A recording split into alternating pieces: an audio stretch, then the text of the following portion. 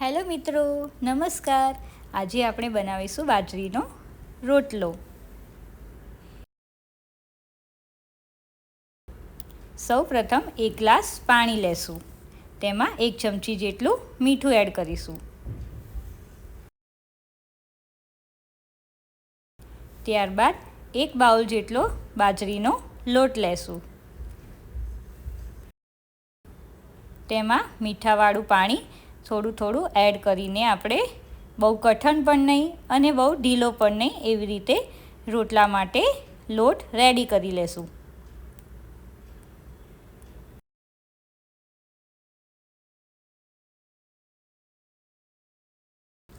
રોટલો સારી રીતે પોચો થાય તેના માટે આપણે લોટ એકદમ સરખી રીતે મિક્સ કરીશું. એકવાર આ રીતે તમે રોટલો બનાવશો તો તમને એકદમ ઇઝી રીતે બની જશે. મીઠું આપણે પાણીમાં એડ કરવાથી રોટલો આપણો ખારો બનતો નથી.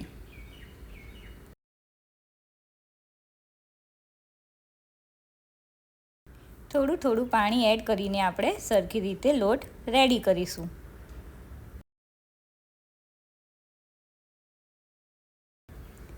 રોટલાના લોટને આપણે સરખી રીતે મસળીશું, જેનાથી આપણો રોટલો એકદમ પોચો બને. જો પાણી વધારે પડ્યું હોય તો ઉપરથી થોડો લોટ આપણે એડ કરીશું.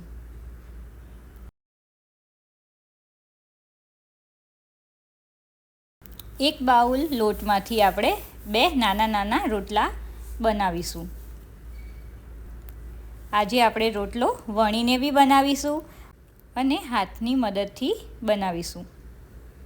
સૌપ્રથમ આ રીતે આપણે રોટલાને ગોળ શેપ આલીને ગુલ્લું રેડી કરી લેશું. ત્યારબાદ આપણે 2 વેસ્ટેજ પેપર હોય પ્લાસ્ટિકના, તેનો યુઝ કરીશું.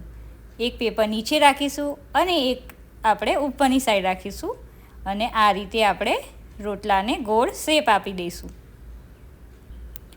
રોટલો વણતી વખતે ધ્યાન રાખવાનું કે આપણે વેલણ હલકા હાથે ફેરવવાનું.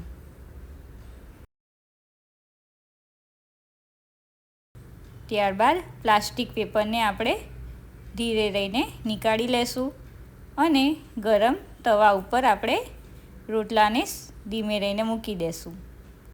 મીડિયમ આંચે તેને શેકી લેશું. હાથની મદદથી આપણે આ રીતે રોટલાને શેપ આપી દેશું.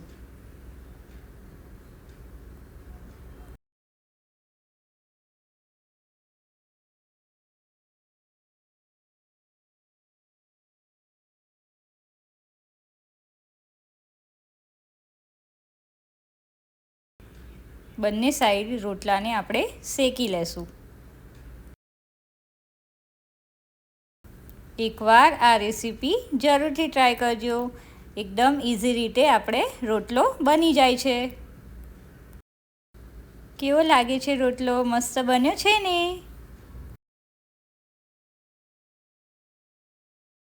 બન્યો છે ને એકદમ ફૂલેલો આપણો રોટલો. વિડીયો ગમ્યો હોય તો લાઈક કરવાનું ભૂલતા નહીં. રોટલો કાચો ના રહી જાય તે વાતનું આપણે ખાસ ધ્યાન રાખવાનું. શું તમને રોટલો બનાવતા આવડે છે કે નહીં તે કોમેન્ટ કરવાનું ભૂલતા નહીં.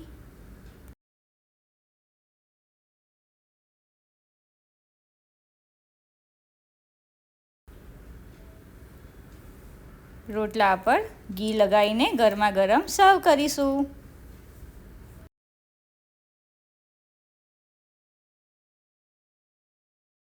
Thank you.